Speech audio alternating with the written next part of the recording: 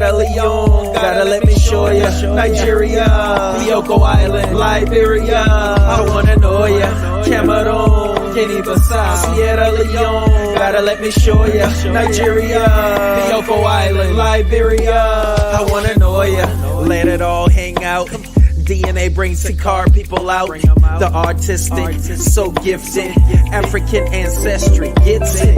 Yes, they black owned for the people. In the roots, they will find your sequel. Genetic test in the process, peaceful. Reunite, multiply with your equals. Black scientists, research it. Invest in that time, you're worth it. Experience feels so perfect. Get on the right path to your purpose. No other in the industry like this. Find your link to a tribe, precise kid. The Mende people, Mendenga, Balanta, the house. I wanna know ya. Cameroon, Guinea-Bissau, Sierra Leone, gotta let me show ya. Nigeria, Bioko Island, Liberia, I wanna know ya. Cameroon, Guinea-Bissau, Sierra Leone, gotta let me show ya. Nigeria, Bioko Island, Liberia, I wanna know ya.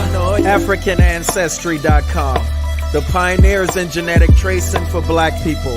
Since 2003, doing what no other in the industry can do by tracing your DNA to the present day African country, ethnic group, or tribe.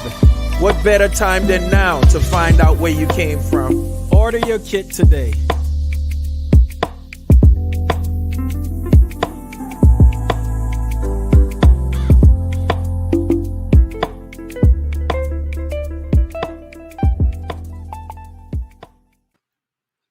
Hey everybody, what's up? It's Black Music Month or African American Music Month. I didn't even realize that the name had changed. But anyway, welcome. We are here to talk about music for you. Like, we're really going to talk about music today. I'm Gina Page. I am the president and co-founder of AfricanAncestry.com. And you all know how we do. We have incredible conversations with the powerful people, and today is no exception.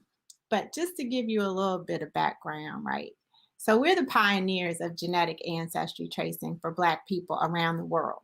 Y'all know that, right? And we're on a mission. Our mission is to help transform the way we view ourselves as Black people and the way we view Africa. And we've chosen to contribute to that mission through DNA. We use DNA to reconnect Black people all over the world to their African roots. And we're not like everybody else. We're not like the other companies. You all remember that Michael Jackson Thriller video when he tells her, he says, I have something to tell you. I'm not like the other guys. And then he busts out with his crazy Thriller look. Well, we're not like the other companies. So we don't just tell you that you're African. You know that. We don't give you all these percentages that tell you that you're from West Africa. You know that if you know history. But what we do is we take you to the present day country and ethnic group. So we're the company that's going to tell you that you share ancestry with the Biaka people in Central African Republic today, or like our girl Wendi, the Mafa people living in Cameroon today. I always mess it up. I want to say Masa, but it's Mafa. Or like me, the Fulani people living in Nigeria today. That's what we do. So we're connecting you to the traditions and the values and the cultural practices and all of those things that help inform who you are as a person of African descent. And so we're here tonight. Blind Guy, his wife, their life. You guys are always here. It's good to see you. Shout out to you all for being the first ones on tonight, or the first ones to comment. Sharon Carrington's in the house.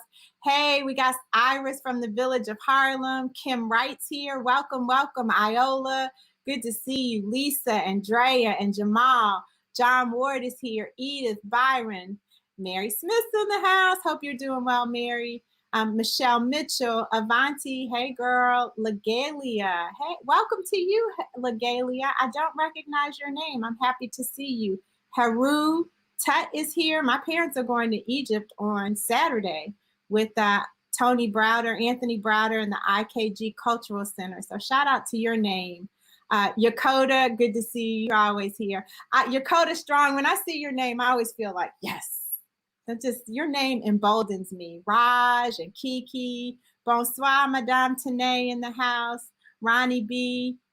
Rika, welcome, Rika. Our DNA does matter. Absolutely. We got everybody in the house. Mississippi, Jermaine, Helen. Listen, I want you guys to get your queens ready, your crowns, your flags, your music notes, your instruments, whatever it is that you're going to put in the chat when we welcome our guest tonight, because we have, I hope she will accept this title from me. For me, she is the queen, mother, elder of ethnomusicology, period.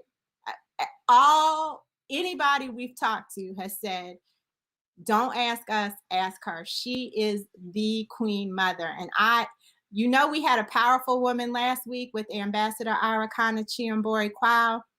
She brought the fire when it came to talking about what is it going to take for Africa to be free, right? She brought that fire. And tonight is no different. We're going to be talking about the African influences on the music of the African diaspora. We're going to be talking about the music of resistance, liberation, revolution, protest, all of that from the preeminent expert. I'm not playing with y'all. We're bringing the best of the best. So I want you to get all of your emojis ready, because you've set the bar really high for welcoming people, and I'm bringing you another queen mother, so she needs to see how much we appreciate and respect her. Helen, welcome. Lori and Samuel and Loretta and Zenobia, both Robin, Mafa, and the Mafa and the Masa people are both of Cameroon, but Wendy's people are the Mafa people. Mike L is here. Okay, yes, resistance, revolution, and protest. So, I don't know what to do. I'm gonna give you a very brief bio, but we found this very powerful clip to help introduce our guest tonight, Dr. Portia K. Maultsby. She is the Laura Bolton Professor Emerita of Ethnomusicology in Indiana University's Department of Folklore and Ethnomusicology. She's the founding director of the Archives of African American Music and Culture there in Bloomington. She founded that in 1991. She is also the founding director of the Indiana University Soul Review. Her research is focused on religious and popular traditions in African American music, African cultural heritage, the music industry, and music globalization. So you see, just with those 3 sentences, we could have a whole documentary television series about Dr. Portia K. Maultsby. But she's going to talk to us tonight. She's granted us some of her very precious time. So I want you all to check out this clip. And after the clip, I want to see all the emojis welcoming her in. Ladies and gentlemen, beautiful and black. Give her a nice warm hand. Why do you trust Indiana University with your life history? Well, again, I say you were the first one to reach out and touch me. Who is Dr. Portia Maultsby? Introducing right now on stage, song, dance, and comedy, directed by Miss Portia Maultsby. She is the supreme go-getter, and she is the supreme closer of the deal. To understand Portia, to understand that she has a vision. And if she wants something, thinks it should exist, she will make it happen. That's why we have an archives. Dr. Maultsby has a track record of starting things that people never want to end. She creates institutions. She comes packing tenacity. This is legacy building at the height.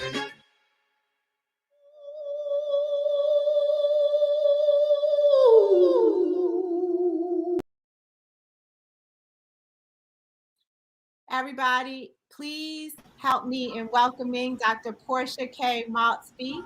Give it up, give it up. I want to see those emojis. If we were in person, Dr. Maultsby, you'd be having a standing ovation right now. Thank you so much for joining us tonight. How are you feeling? I'm feeling great. Glad to be here. Anytime you're talking about Africa and African American music, I'm here. Yeah, you are. I hope it's okay with you that I consider you our queen, mother, elder of ethnomusicology. I hope you will accept that new title. Okay, I'll accept that. So one of the things that I used to do, Dr. Maultsby, and I was inspired to bring it back with you, is I want to give you a few words.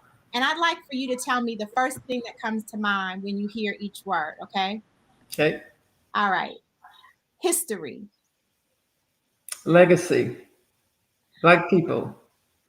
Okay. Identity. Culture. DNA. Beginnings. Black music. The bomb. Yes, I love it. I love it. You are really a historian.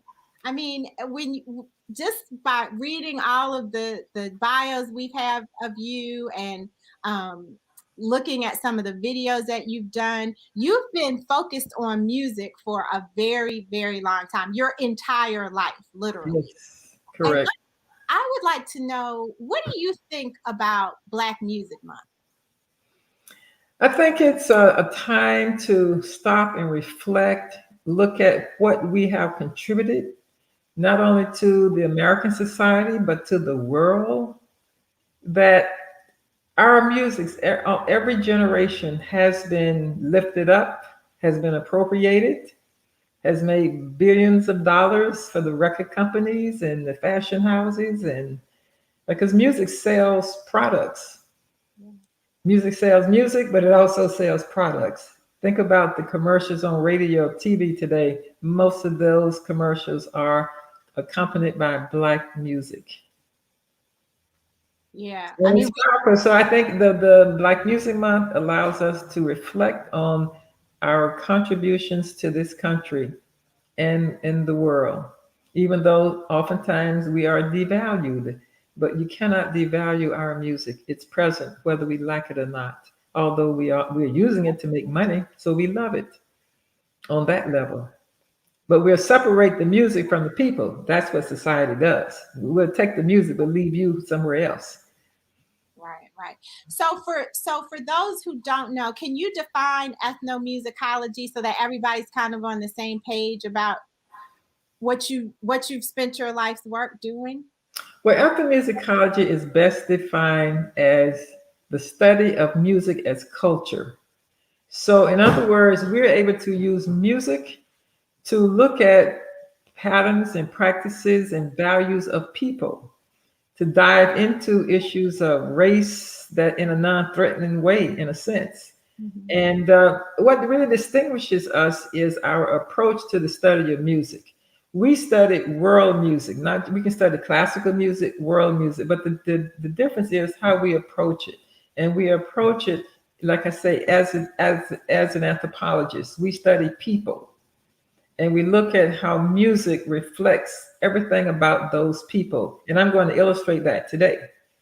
Yeah, I'm excited about that part. I'm sorry, go ahead. And so in essence, my field is a combination of cultural anthropology, in that we go into the field, into the communities of people, and we study the music in that context. We also analyze the music using tools of musicology. To talk about the technicalities of music. But from an anthropological framework, we're able to look at it within the broader culture. And you mentioned my history. I seem like I have a history background. I actually do. I have a PhD minor in African American history and African history. And in fact, much of my way of thinking about and writing about music has greatly been influenced by he was Nigerian at the University of Wisconsin. He was my teacher of African American history. And I just loved the way he approached the topic. And so I give a lot of credit to him, his influence in the way I write about and think about music today. So if you had to summarize the way you write and think about music today, what would you say? It's always within the context of the environment that gave rise to the music. So if I'm going to write about soul music, or when I write about soul music, I am looking at the 1960s or coming out of the 50s, 60s into the 70s, the social conditions, the economic conditions, and the cultural identity, formations of cultural identities during those eras, and how that carries over into the music, or it's reflected in the music. So it's always situated in some historical, social, and cultural context, my writings about music. And I love that, because what we do is we help connect people to their personal histories through genetics, but the end goal really is a cultural output, right? They then engage in the culture, they learn, they experience, and they understand how the culture has informed them, informed their families without even knowing it. And then some people take it and allow it to inform who they decide to become. So let's take it back to Africa. Okay. And we talk about, you can't think about Black music and not think about Africa. You just, in my opinion, you can't separate the two, right? Because that is really who we are. What are some of the key African influences that people might recognize on music of the African diaspora? The best way to connect African American music to Africa and the African diaspora is to think in terms of the way the music is created, the way it's performed, and the way we experience music. So let me explain that. First of all, African music, which carries over throughout the African diaspora, US included, is created within a communal context. We don't create as individuals. I mean, we do so. When we do so, we are still within this community context. So, so an example would be, so because the music is communal, this is how we can connect now practices with characteristics of music. That, think about it, if everybody's going to participate, or lots of people will participate in a music making activity, then the form of the music has to be such that it accommodates community. So what do we hear in African American music a lot when people are singing? Call response, or repetitive phrases. That allows everyone to participate. Another value, these are cultural values that have been maintained over the centuries, passed down to each other, to the point that we don't really think about it, is it really African? We just do it because we've always learned to do it that way. The same thing with cooking. We learned how to cook certain foods passed down over generations. We don't really think about where the origin, but we do it, and it's from that our heritage. So another example would be the musical creativity allows for individual creativity. That then enables individuals to bring forth whatever their talent may be. So we'll hear screams and hollers, or freely expressing oneself. The creative process involves movement and dance. Dance and music are considered to be the same. They're not separate in thinking in terms of a place in Africa. They are, when you say music, you're automatically thinking about dance and movement. Another characteristic is from the community, is that it allows for, rather than necessarily called singing in harmony, that's a Western concept. In Africa, we look at it as being singing in heterophony. That means that, think about when we were kids and we're singing happy birthday and our voices have not fully developed. So we have our variation on the melody. It's not quite harmony, but it's something in between. And that's heterophony. That means that individuals are able to interject and sing along however they choose. So then we have, again, this communal approach to music making lends itself, but defines characteristics that are unique to that music. So wait, Dr. Maultsby, in other words, can I translate, am I correct in this translation that for us, we let folks who can't sing? So we just we accept the non-singing folks as well. You accept the non-singing folk. You accept them because the thing is about Black people, how they seem they're free. You know, they're free to express themselves, and so we don't place in the music making process. We don't place boundaries or limits as to how one can participate. Think about live concerts. That's another great example. That refers to my my statement about the way we experience music. So we experience music in the way that Africans experience music. We get up, we participate, it becomes a participatory social event. That's the best way to describe African style, African American, African diaspora style music making. A participatory social event. And within that context, something here, Dr. Maultsby. yes. I'm sorry, I'm being selfish. So I'm from DC, and people who follow us on the lives know that I'm a DC girl, and I absolutely love go-go music. Okay. And that, to me, is the perfect example of what you're saying, because you don't sit down and listen to go-go. Precisely. You don't stand and listen to go-go. You got to move when you're listening to some go-go. And that's a perfect example of this communal creative process. A perfect example. Just like hip hop. Think about the early recordings. We gonna have a party. Yay, let me hear you say there. And everybody's participating. I'm going to play an example of that. So that's one major connection between African music and music of the African diaspora. Another is how we interpret the music. So it's how we create the music, how we perform the music. When we perform music, our entire body is a part of that process. We're not standing stiff. Right. We're using our hands, our feet, our bodies. They're swaying. They're expressive. We're closing our eyes. So our performance process involves the entire body. We are, and the audience can say, yes, I feel you. I hear you. I feel you. And that's that visual component with the expressiveness with which singers deliver their songs. And even in the chat, Dr. Maultsby, they're putting up examples like Black churches. That's how we celebrate experience music at church. Someone put house music from Chicago. I'm sure the people would agree that that's how we experience music. Absolutely. So let me play some examples so we can hear what it really sounded like, in the African setting, and then I'm going to switch over. I'm not sure if my photo is going to get lost when I put this up, but I'm going to go ahead and play. This is from Gabon, West Africa.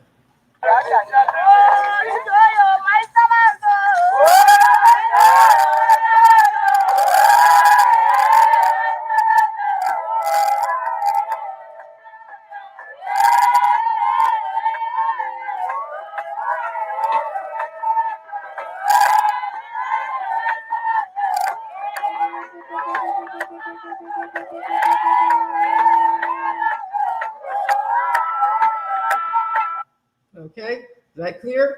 Yeah. Another example of what we would find there, we're going to get to this other thing about performance. Our sound. Why does our music sound so different than other musics? We manipulate our voices. We have growls, screams, hollers, varying timbres, and that's because music is created from the emotional component of ourselves, and also we're mimicking sounds of nature. It's all about joy. It could be about sadness. So those kinds of feelings are delivered through the music. So I'm going to play some examples again of Africa, and then I'm going to switch it over. Let me play a little Curtis Blow, given that the how it's made and how he shouts out to other people. This is very early.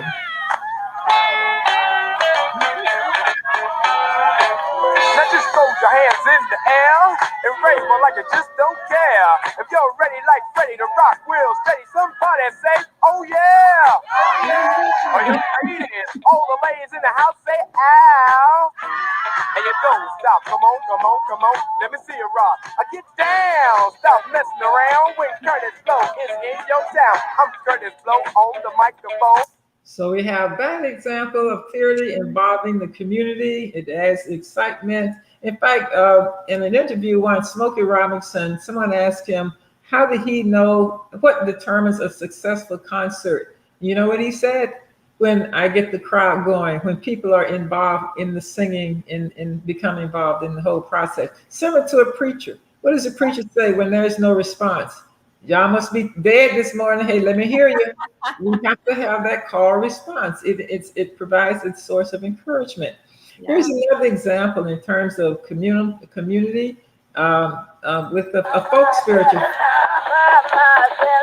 We often speak about spirituals, and a lot of individuals have not heard an actual folk spiritual, meaning the spiritual of the enslaved Africans. So here's what it sounds like.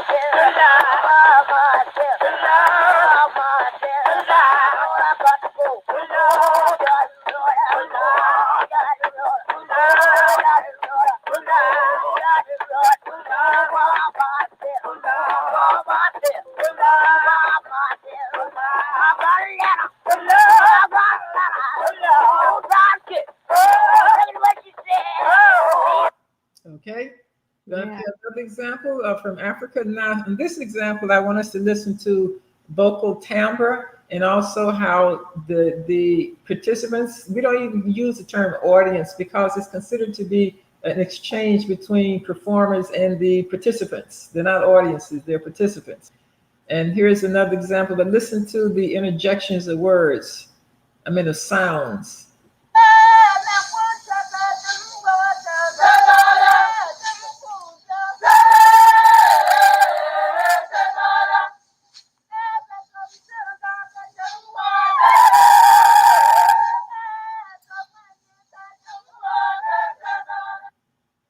And listen to this example.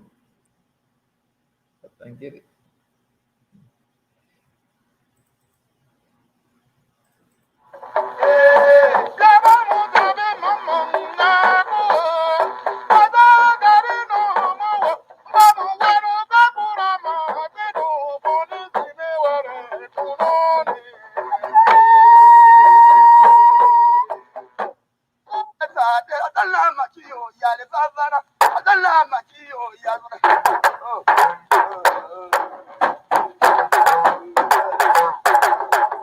And look at that. Who does that? James Brown, the Bronx.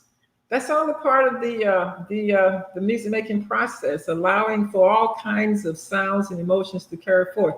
So I'm going to conclude with another African American example to illustrate some of these interjections and this freedom of expression. Up here.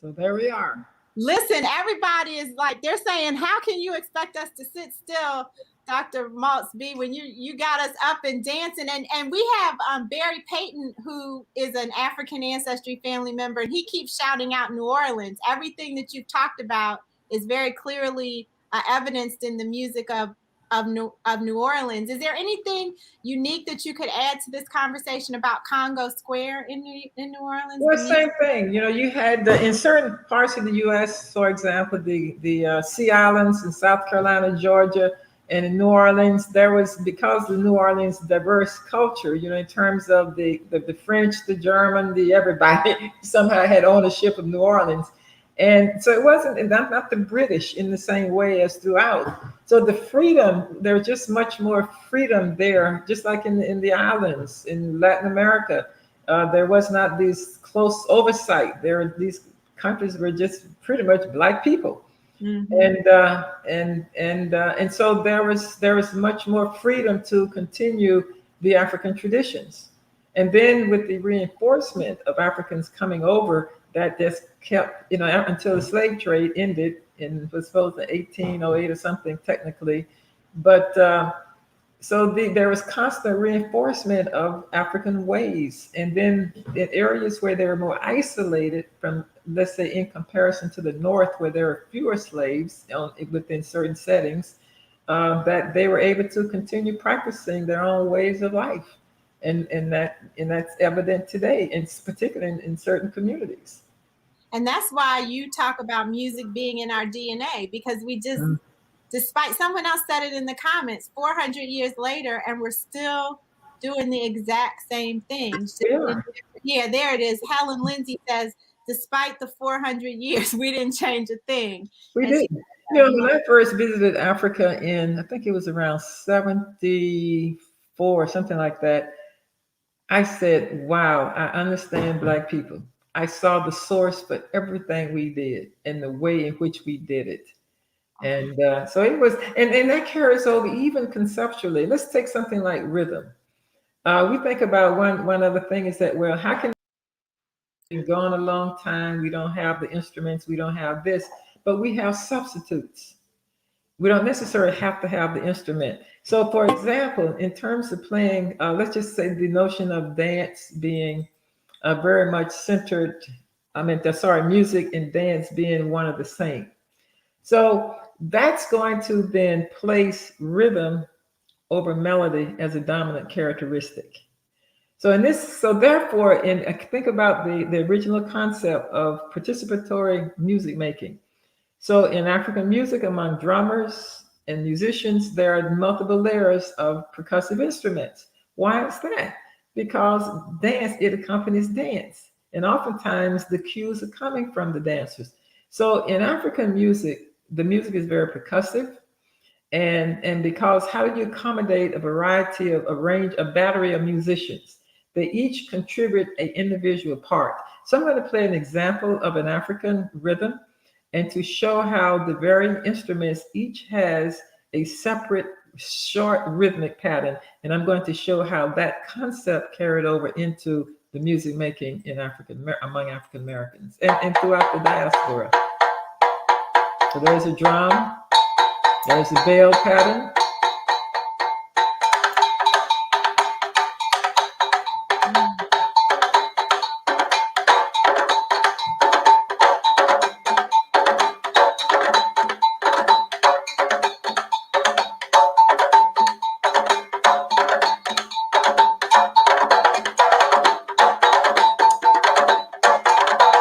Now I want to stop there. There is one constant. You know what that constant? It never changed. The first drum is the bell pattern. Da da da da da. Let me play the bell. This is important. I want you to really focus on this because I'm going to make a relationship. Okay, I'm going to go back.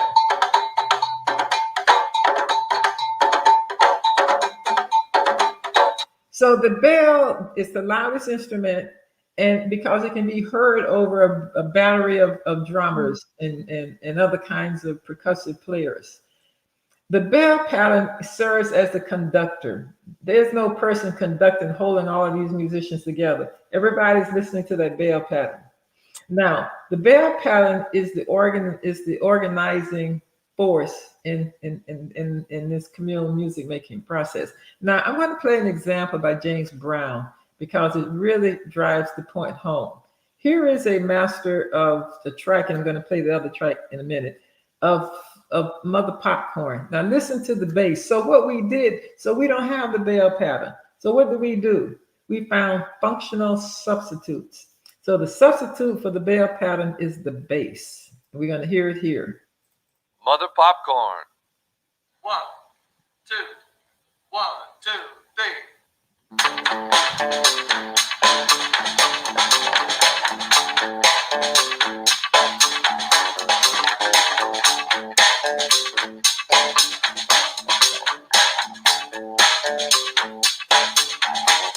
Okay, you heard that bass line repeated over and over, right?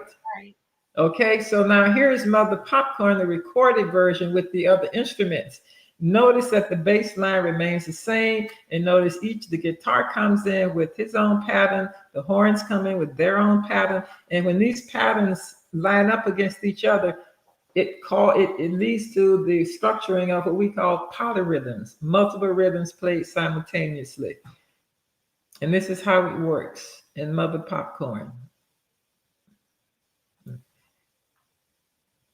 I'm sorry, I'm having the problem here getting my thing to activate. There we go. Yeah.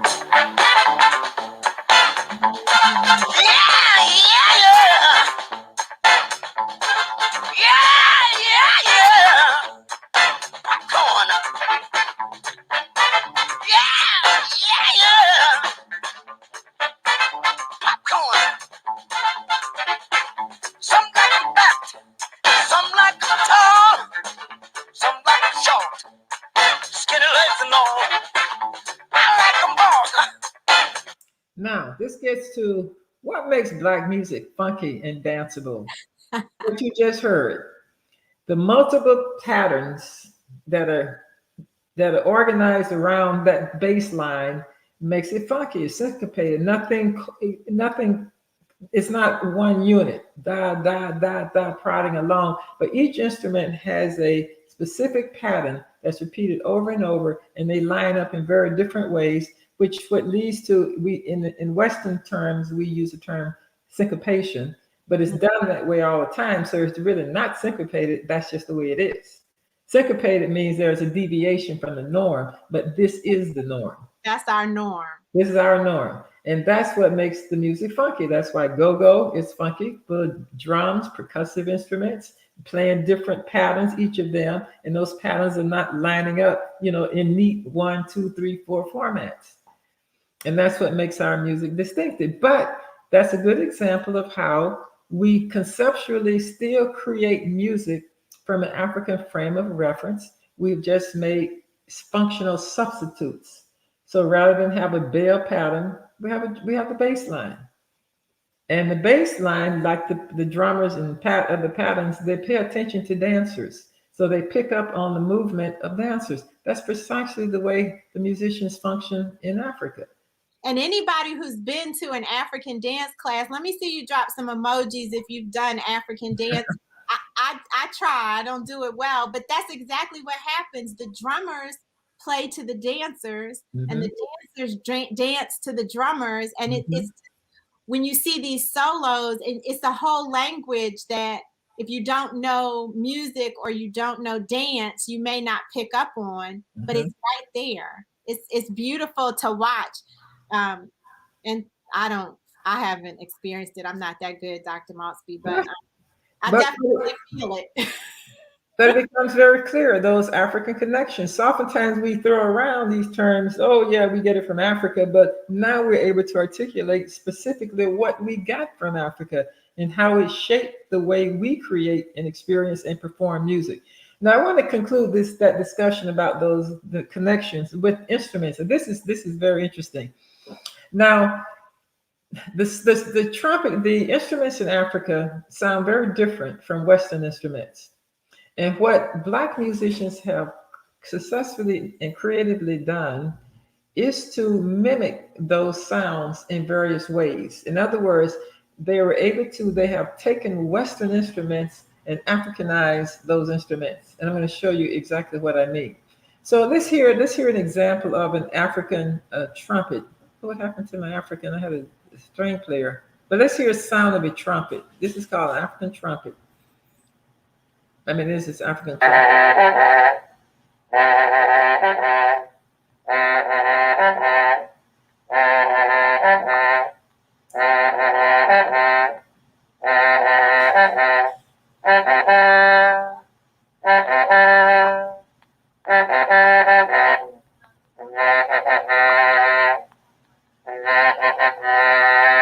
Okay, I'll stop there.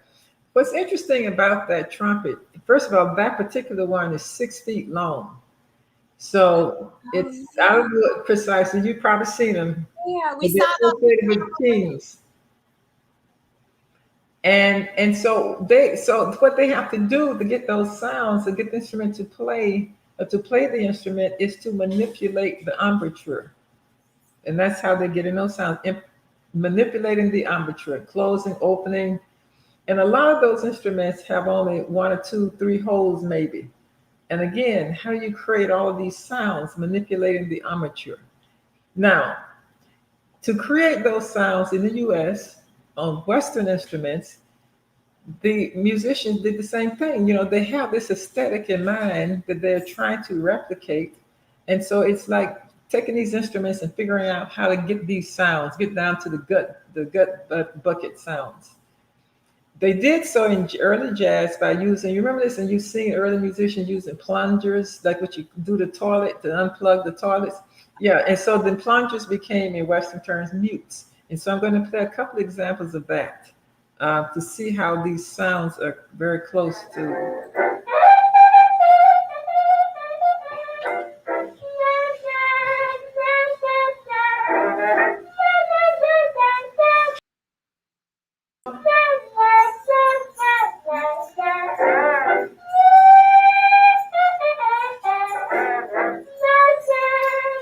while. She went to get some instruments.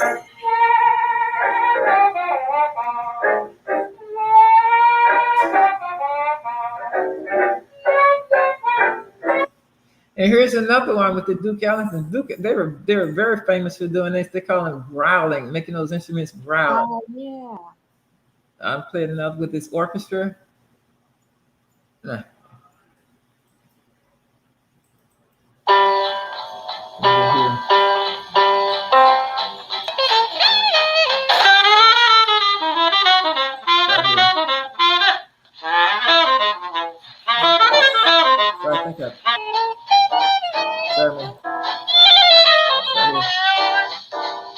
There we go.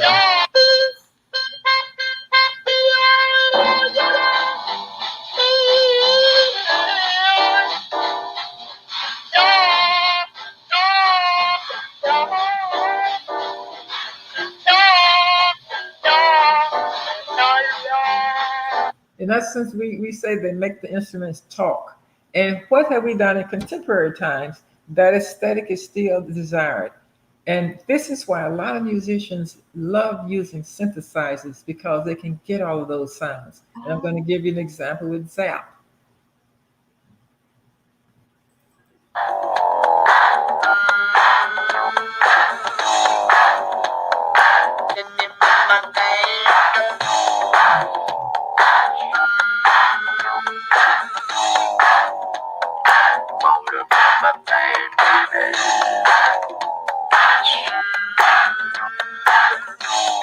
And that's I think that's one of the brilliancies of a lot of the musicians. They're able to take something and just redefine it.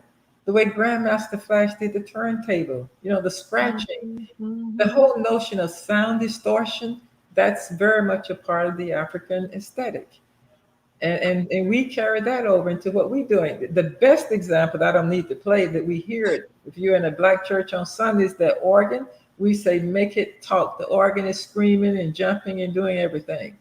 And the same is true for let me have that example up here, for blues musicians. So when there is no longer the group with blues musicians, the guitar became their audience, or their other people. Lucille, B.B. King called his guitar Lucille, turning into a person. And so they would distort the sounds. I thought I had an example here, but I don't seem to have it. So the blues musicians would distort their sounds by altering the pitch, sliding up and down the guitar with a thing over the finger, bottleneck initially. Then they start making commercial slides. And so that's how we're able to reproduce the sounds, and our sound remains very distinctive because it is so rooted in African traditions. One of the things in 2010, Dr. Maultsby, we traveled with 54 people whose ancestry we had traced to the country of Cameroon. We traveled to Cameroon, and I remember there was a lecture by a historian, and he may have been an ethnomusicologist, I'm not sure, because the thing that I remember distinctly out of all of the talk was he said they took our drums away. So when they took, and then he gave examples of how when we were captured and brought to new lands and we were not able to drum, how we figured out other ways to communicate. Precisely. Other tools besides the drum, or other instruments to make that form of communication. He talked about the drum as our internet. Absolutely. And that's the way it was used. And that takes me to another point, and that is instrumental music is vocally derived. In other words, instruments are imitating the voice. That is why we can speak of talking drums, because the drums, the inflections, the way they manipulate the strings on the drums can emulate the voice. And so that's in a nutshell one way in which we can begin articulating our connection musically to Africa. The way we create it, perform it, and experience it. Listen, if you all, in case you couldn't explain this ethnomusicologically. Now you can. Ethnomusicologically. Now you can. Dr. Maultsby has broken it all the way down with examples. You all didn't know you were going to get. I'm telling you, we had a queen, mother, elder of ethnomusicology here with us tonight. So briefly, Dr. Maultsby, because I would keep you on here all night dancing and partying, and I know that's not what you intend to do tonight. But can we talk about the music that we're experiencing today? You made a very poignant point to me earlier, in that the music of resistance and liberation and protest today is really it's really performed by historians. They're using music of the past to talk about issues of today. And I know that you had given us some examples of how that music has evolved over time and what we're experiencing today. I'd love to share some of that. One way to think about all of this is that African music is functional. It's integral to every aspect of life, which is also true for African American music. Very integral to every aspect of life. So from birth to death and everything in between, all kinds of celebrations involve music. Even when, think about it, when we're cleaning our house, when we're doing things around the house, we are playing, we have record playing, the music, the turntables or CDs or whatever, streaming or whatever we're doing. Music is always in our lives. Whether we're dancing with the music while working, singing with the music, tell them, oh yes, say it, tell it, that never goes away. So music is just central to the essence of our being. It's always there. It's always present. And the other interesting part here is that music, we've always shared music. I remember early on, if one person could afford a little phonograph, whatever you want to call it, it was put on the front porch. This is in the country now. And everybody surrounding would come to the country. Mavis Staple talks about that, how people would come to their house to listen to music. And the more contemporary version of that concept of shared music, that's how we think about it, is when the boom boxes were invented. You remember how teenagers would walk down the street with the boom boxes blaring? They're sharing music. That made it perfect to do so. The people who are driving down the street blasting their music, I shouldn't think of it as annoying. I should think of it as they're sharing their music. Precisely. That's exactly what it is. It's sharing music. Think about it. Even though this is for commercial purposes, but the record shops in Black communities, all of them had speakers outside playing the music, which partly was to draw you in, but music was always a part of Black life. Even in some photographs of blues playing and music making in rural Alabama, where the harmonica and guitar player, they're on the front porch and people around dancing in the yard. Music was a part of life. So in other words, we can think about music on two levels. Music making as a lived experience, or it's reflective of the lived experience. It's a part of everything we do. Then there is music from the lived experience traveling over into the record labels, where it becomes a mediated commodity for mass dissemination. Let me give you an example of this. I interviewed Rufus Thomas. Those of you who may not know Rufus Thomas, he was very popular during the 60s, did a series of songs, Doing the Dog, Doing the Funky Chicken, a lot of dance songs. And this is how it began with him. He said, one day, and this goes back to communal music making, that we were in a club somewhere in Tennessee, a little rural area in Tennessee. And during the sign off for a break, the band generally vamps on something, and then someone says, we're going to take a break now and we'll be back in 15 minutes. Well, during that instrumental vamp, a woman was dancing. And he said she was getting down like the dog, bent over, and she was doing it like the dog. And I said, yeah, baby, do the dog, do the dog. And he said, then I thought of other dogs I could add to the list. So I say, do the hound dog, do the bulldog, and he said, and then she just kept getting down.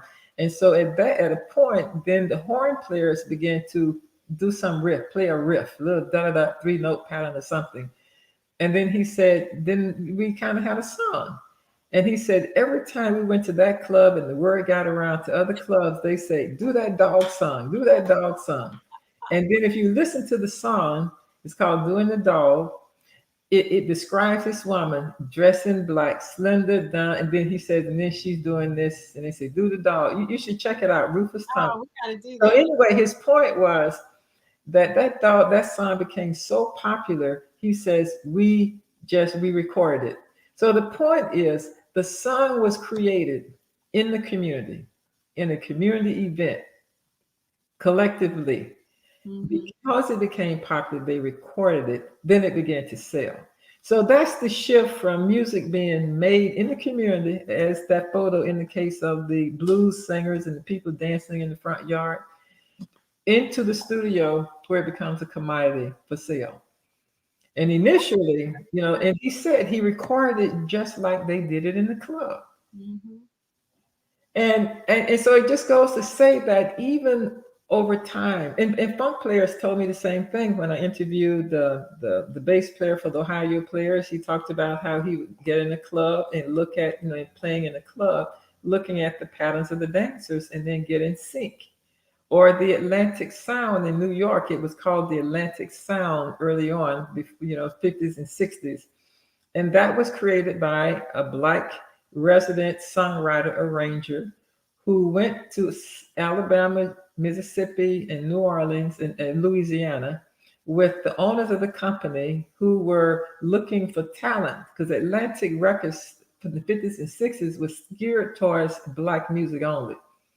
And the audience for the music was in the South. So he took the songwriter with him, and he said, to get ideas, creative ideas. And he said, I saw two things. He was in Louisiana and in Mississippi, he saw similarities. That they did not have a drummer, and that they made their rhythms themselves. I mean, the dancers created the rhythms. And he said those rhythms were based on the rumba pattern. It's a Cuban rumba. Da, da, da, da, da, da, da. And he said, boy, if I could take that pattern, and they loved the blues, so they had a blues band. If I can take that pattern and put it into my bass line, going back to the bass, and then simplify the blues, I can have a hit.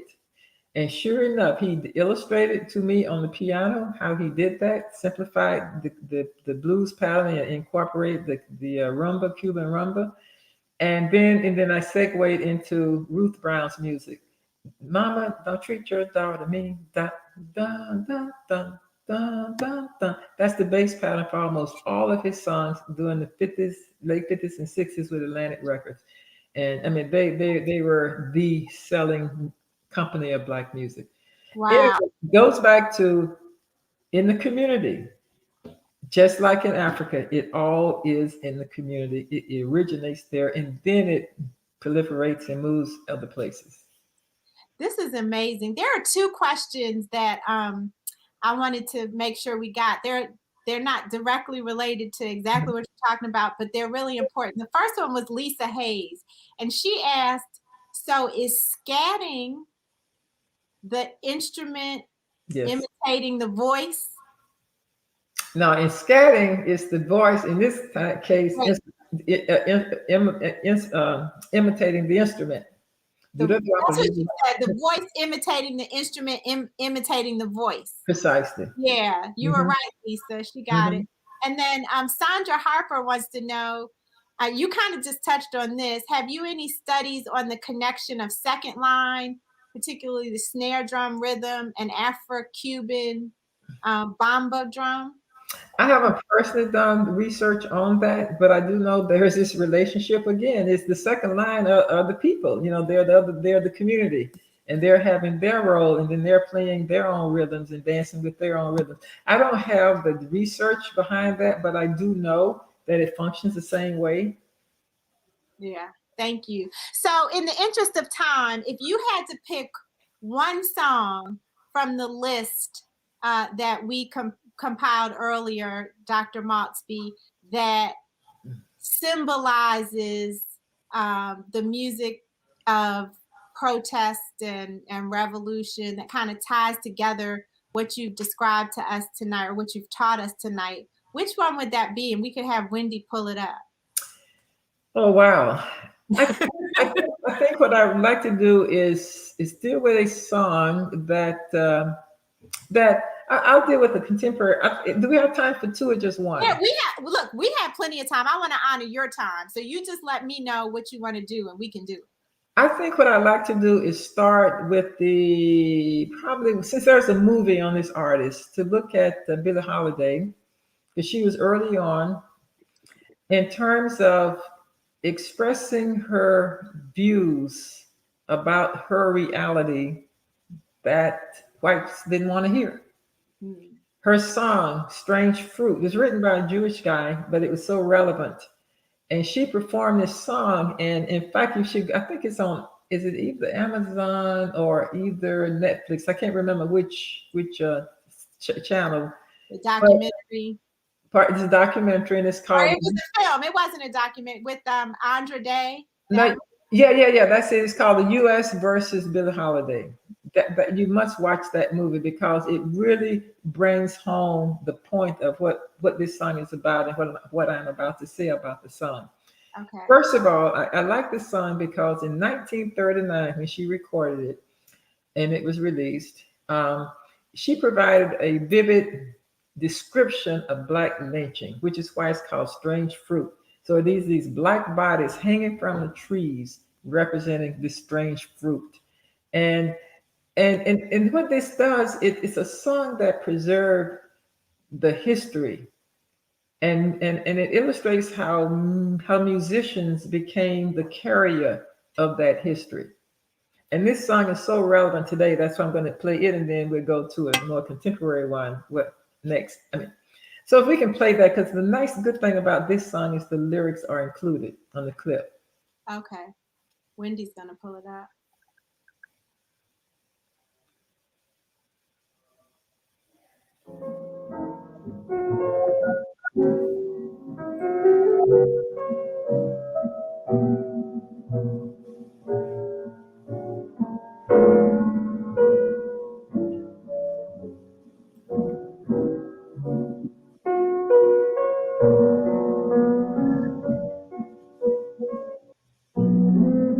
And blood at the root, black bodies swinging in the southern breeze, strange fruit hanging from the poplar tree.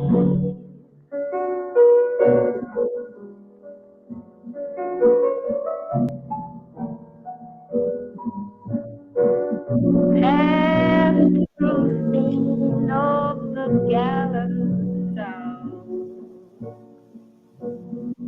bulging eyes and the twisted mouth, scent of magnolia, sweet and fresh, then the sudden smell of burning flesh. Here is a fruit for. But this song, I think the audience or those participating should really listen to this song and watch this movie. This song is significant even today because it provides a very vivid description of the terror Blacks faced during the Jim Crow era. And the fruit is a metaphor for the bodies, hanging down, falling off the trees, and what's happening in the sun and all of that. And it's a reminder how far, in a sense, we have come, but yet have not come in this society. I want to play a little bit of Mississippi Got Down, not the whole song, but this song is interesting too because, again, it embodies the history. Basically, she refers to Nina Simone when she's singing the song. She refers to 3 states: Mississippi, Alabama, and Tennessee. And what she does is she's expressing her anger following the bombing of the 16th Street Baptist church in Birmingham that killed 4 young girls. That same year, Medgar Evans, who is a civil rights activist in Jackson, Mississippi, was also killed. And earlier, actually 3 years earlier, this was 63, the song was recorded in 64, but in 1960, college-age students, members of the Southern Christian Leadership Council, spearheaded by students at North Carolina A&T, hosted organized sit-ins at restaurants, lunch counters that refused to serve them. So they started in Tennessee State in Nashville. They did the same thing, and then it spread throughout the country, getting college-age students involved in the movement. And so this is what this song is about. We'll play a little of it. Okay.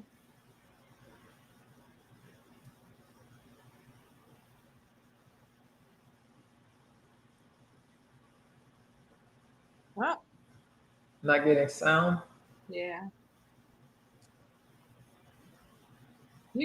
Well, for some reason, sound isn't coming through. But the interesting thing about Nina Simone, and she went on to write other kind of protest songs. Oh. Can't you see it? I know you can feel it. It's all in the air. I can't stand this pressure much longer. Somebody say a prayer. Alabama's got me so upset, and Tennessee's made me lose my rest. Everybody knows about Mississippi gone there.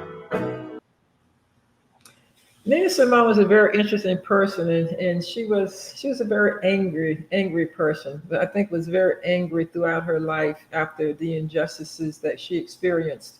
She auditioned, won a scholarship to the Curtis Institute of Music in Philadelphia. She's from South Carolina. But when they discovered she was Black, they took it away. And that seemed to really crush her. And then other experiences that she had throughout her life. And I witnessed her at the University of Wisconsin, and she was definitely a very angry person.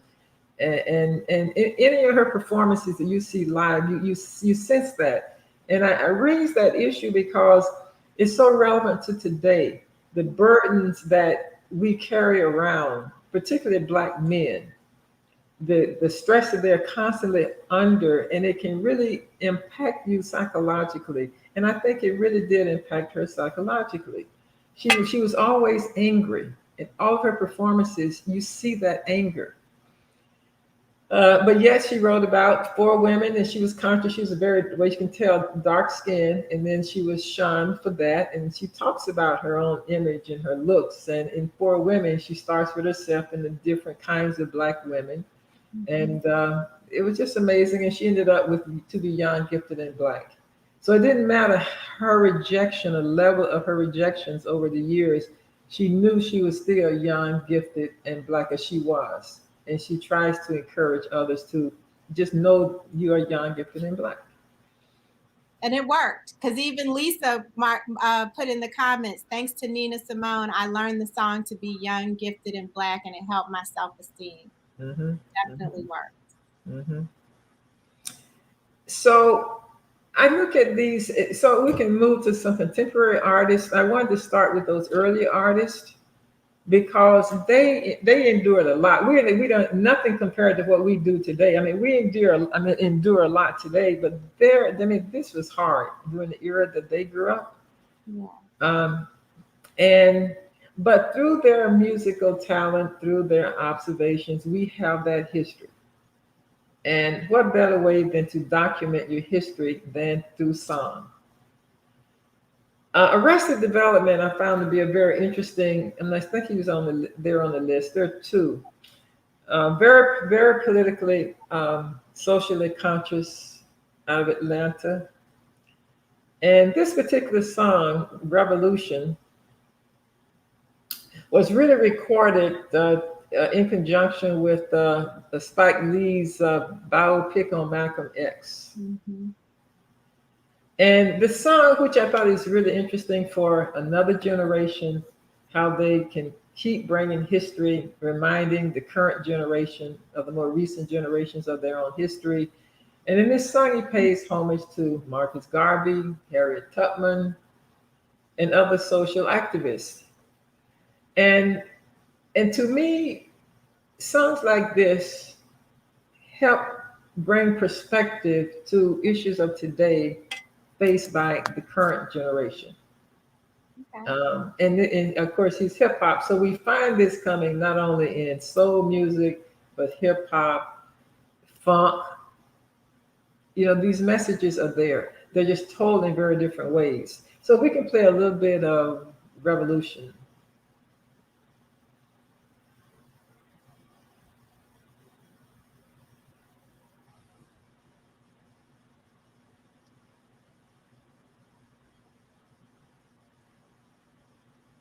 We don't have the sound.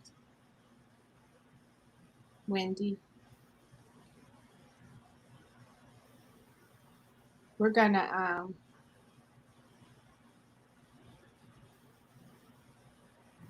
but we'll let Wendi get the sound together. Wendi, we couldn't hear it. But so hopefully we'll get that one pulled up, and then I would love to end on, you know, the more recent actually Lamar, Kendrick Lamar. Yeah, but I want to make sure. Wendi, can you hear us? Oh yeah, she's moving. Okay. All right.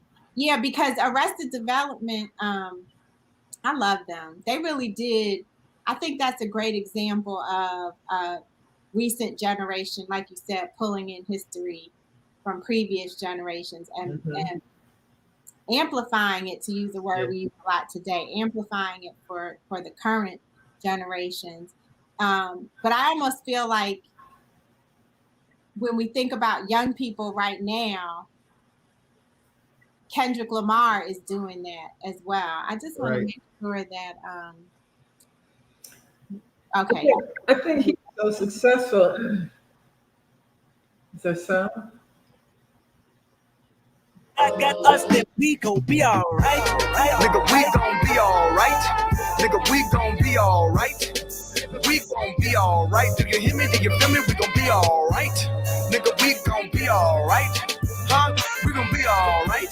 Nigga, we gon' be alright. Do you hear me? Do you feel me? We gon' be alright. And when I wake up, he's giving us some hope, Dr. Maultsby. He's giving us some hope here.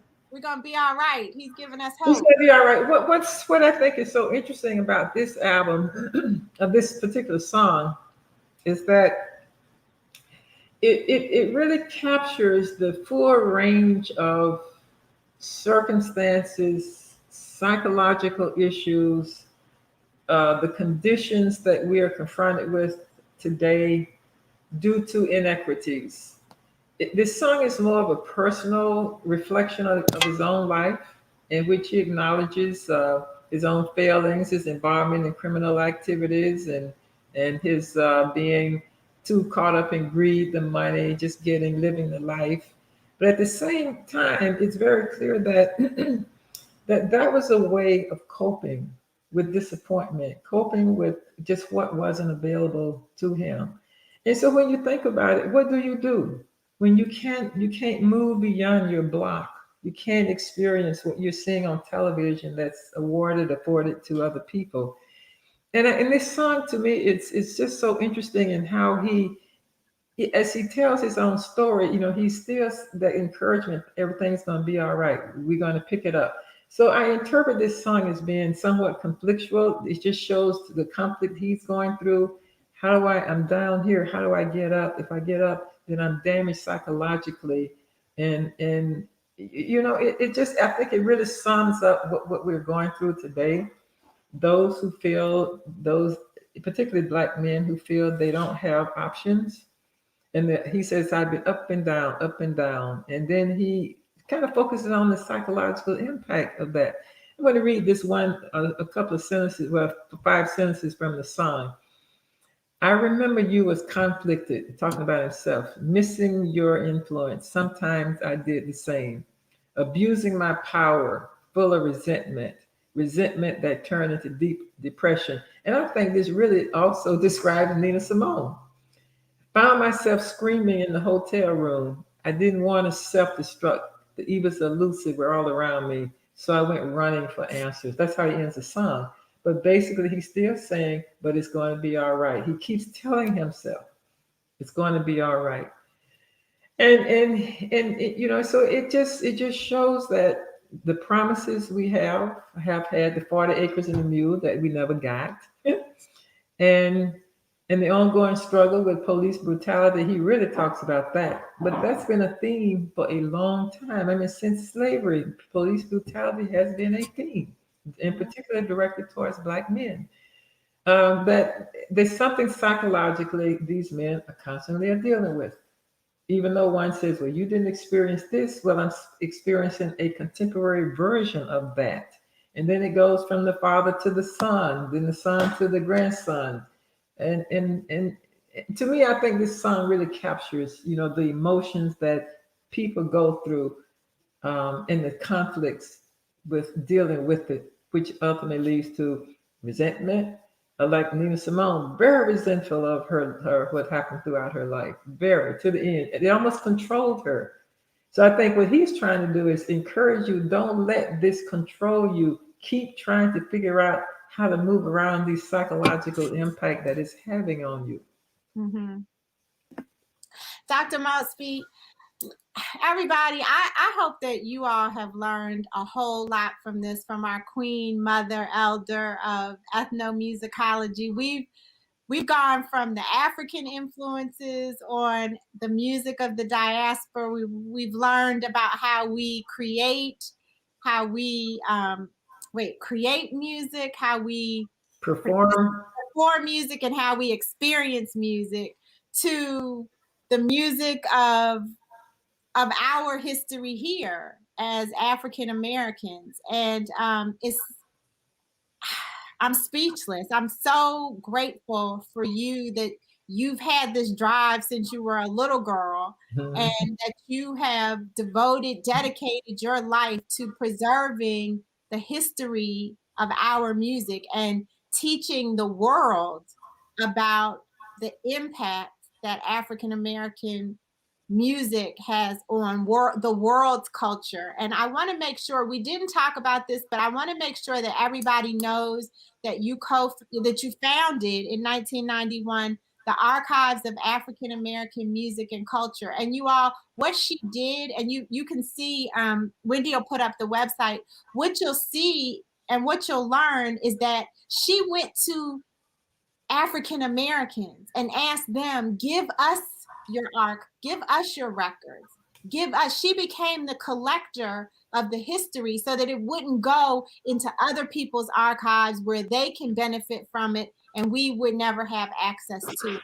And I just am so grateful for you for doing that, Dr. Maultsby, because there's so many proverbs that we could quote right now, but we have to tell our own story. Yes, and you and your work and commitment and dedication allow us to learn our story because you have collected our history. So I want to thank you very deeply for that commitment. Oh, you're quite welcome. My pleasure.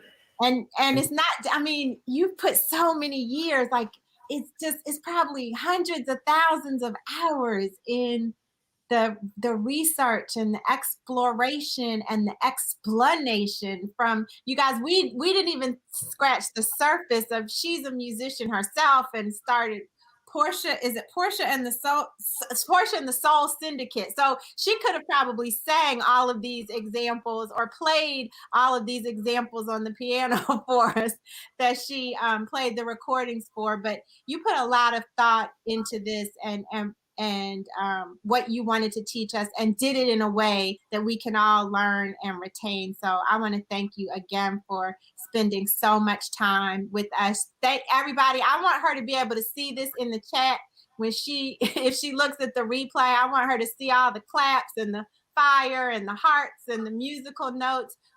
Everybody, we've gotten so many comments and so much engagement in this show, Dr. Maultsby, and it is all a tribute to your excellency. So thank you so very much.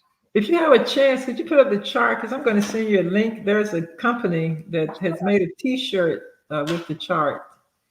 Okay, yeah, Wendi will put it up. Just a second. Tell us what the chart is. The chart is you may want to call it genealogy of the of Black music. Its development from its African roots to present. And this is an earlier version. It's in color. That's why I chose this one, and with the arrows going back and forth. But there is a updated version, 2021, that it's a group has licensed it to put on the back of T-shirts. Oh, very nice. It was a DJ collective out of California that did it. I'll send you the link to that. Okay, definitely. And if you so everybody, I don't know if you've noticed, but you got to start going to AfricanAncestry.com and checking out our blog. So every week we recap the show in a blog. And so while we'll post the link when Dr. Maultsby sends it, we'll post it into the chat on Facebook and YouTube. But if you go to the blog, when you look at the recap of the show, you'll see the link to the chart there too. So you're all music lovers on here. So I definitely want you to check this out. In that case, they must check out the National Museum for African American Music in Nashville. Yes. It is a 56,000 square foot museum, totally devoted to African American music, downtown Nashville. We had Henry Hicks on as part of our Remember Who You Are series, and he featured them in our social media. Were you there for Juneteenth? Oh yes, that's why I was a little kind of slow getting things to you. Yes, I was very much there. I was senior scholar on the project. I saw that in your bio. How did that make you feel okay, this is the very last question. How did that make you feel to see that museum come to life? Oh, it was wonderful. It was wonderful to just see all of this research on the walls, and then a lot of interactives. And I worked on it from 2010, so that's 11 years. But it was just really gratifying to see it, and to see the reaction of the people who were just taken back. They just couldn't believe it. All of this history and really willing to read everything on the wall. It's going to take 2 or 3 days to go through. Through. Well, thank you for your work on that too. Everybody, please again join me in thanking our guest, Dr. Portia K. Maultsby, who is the Laura Bolton Professor Emerita of Ethnomusicology in Indiana University's Department of Folklore and Ethnomusicology, but she is African Ancestry's Queen Mother Elder of Ethnomusicology. Okay. We put some links in the chat, so you all can definitely follow her work. And you can see it in a museum, you can see it on a genealogy chart, you can see it in archives, however you need to see it, you can see it and learn it from her. Please remember to visit AfricanAncestry.com. We talked about the music and how music is part of our DNA, and you know that we use DNA to reconnect you to your maternal and or paternal countries of Africa, countries of origin in Africa. You can find out whether you come from the Mandinka people, who are the griots of the culture. You can find out whether or not you share ancestry with the Tikar people, who are the artists and the artisans of Cameroon. There's so many different. She played some Gabonese music earlier. The Jola people in Guinea-Bissau and Senegal and the Gambia who make music with the akanting, which is similar to a lute. Music is in our DNA, and your history is in your DNA, and we would love to have you join everyone who's been watching us tonight who's part of the African Ancestry family. Until we meet again, everybody, Wednesdays at 7 p.m. Eastern, may you be happy, may you be healthy, and may you be whole. Take care, Dr. Maultsby. You too. Thank you so much. Okay. And shout out to Wendi. I almost forgot. Shout out to Wendi Cherry holding it down. Wendi was wonderful to work with. Yes, you did. You were the bomb, Wendi. Thanks.